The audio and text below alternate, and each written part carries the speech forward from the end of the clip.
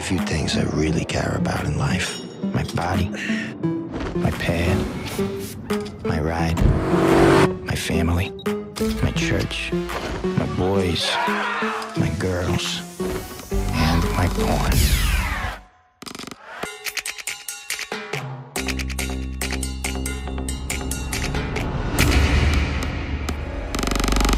I just wanted to start off by saying I thoroughly enjoyed your movie. Oh, thank you. And I thoroughly enjoy your work as an actor and now a writer and director in Thanks this so much. new film.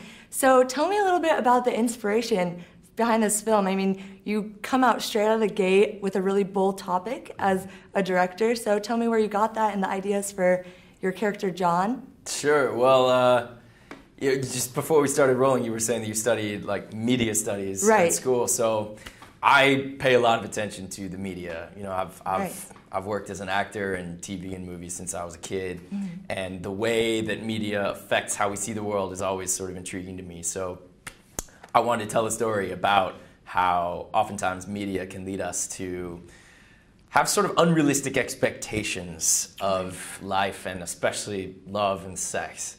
And so that's why I thought a story about a boyfriend and a girlfriend where the guy watches too much pornography and the girl watches too many romantic Hollywood movies would be sort of a funny way at showing that and asking some of these questions. Absolutely. When you talk about media, media is a huge factor in our everyday lives. We use it all the time. So tell me your standpoint on just media in general and how you think media plays a role in this generation's lives. That's a really good question. I think about that all the time. Look, I'm an optimist, and even though this movie is quite critical of our media, the movies that I watch, the TV shows I watch, or the songs I listen to, or the books I read, these are really important things to me, and play a big part in how I make sense of the world and my life.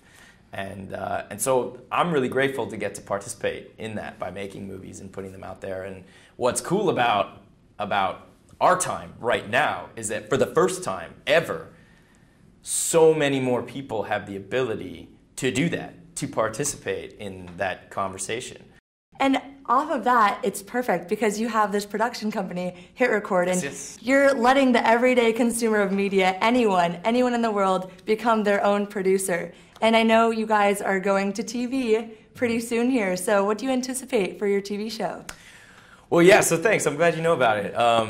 And yeah, so we just like all that stuff that I was saying, everybody can kind of participate in the media now. And so Hit Record is this company I started to try to use that change to make cool art.